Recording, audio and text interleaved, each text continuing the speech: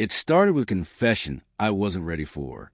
She looked me in the eyes, her hands trembling slightly, and said, "I can't leave him. I won't. I don't want to." I felt my chest tighten, like the air itself had been stolen from me. The words didn't just sting.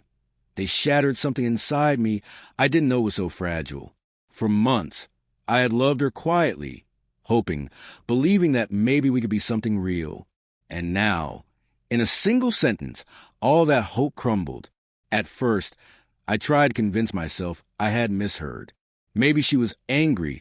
Maybe it was a moment of irrationality. But over the next few weeks, the signs became impossible to ignore. She was distant, distracted, spending hours on her phone when I was just a few feet away. Messages would pop up on the screen that she hastily hid whenever I approached. Calls would end abruptly, and she would sigh, pretending nothing had happened. I started questioning myself. Was I imagining it? Was I overreacting? Or was my heart finally noticing what my mind had tried to ignore? One night, I stayed behind her apartment while she took a walk to clear her head. That's when I found her texts, carefully hidden, but not enough to escape my curiosity. Lines like, "I miss you," and "I wish you were here instead of him," burned into my brain.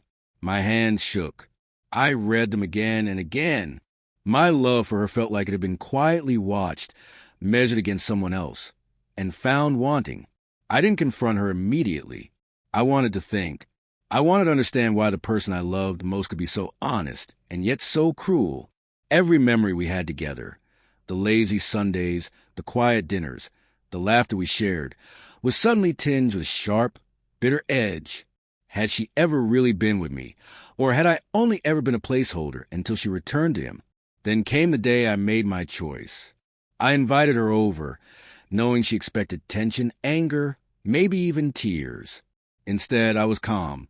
"I understand," I said simply, handing her a cup of coffee like we were ordinary friends, not two people whose lives had collided and fractured. She blinked, unsure, her mouth opening to speak. But I stopped her. "You said you wouldn't leave him. Fine. I don't want to be the reason you feel torn. But I won't wait in the shadows anymore. I won't be second place." Her face paled. She hadn't expected calm. She had expected pleading, begging, maybe even resentment. But what I gave her was something far more powerful. Indifference, not born from lack of love, but from self-respect. And then, quietly, I began to move on. I didn't hide it. I let her see me laughing again, enjoying my own life, going out with friends, focusing on work, and rediscover myself. She watched, eyes wide, not with jealousy, but with a dawning realization that I no longer belonged to her, in any way but memory. I won't lie, it hurt. Every step forward was shadowed by what could have been. Every night, I thought about her, about us, and about the life we might have had. But love is not about waiting to be chosen. It's about choosing yourself when no one else will. Months later, she reached out, tentative, fragile, asking if we could talk.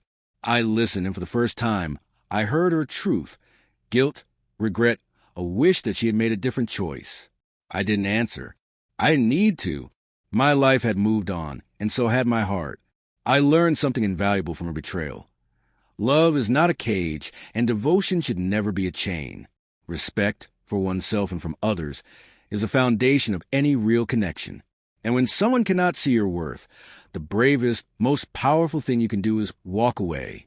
That night, as I closed the door on our past, I felt something I hadn't in months: peace. The quiet, unshakable kind that comes not from vengeance, but from understanding, acceptance, and reclaiming the part of your heart that you thought had been lost forever. I let her watch me move on, not out of cruelty, but because I had finally realized my own strength. And in that moment, heartbreak transformed into something far greater: clarity, self-respect, and the freedom to love myself first.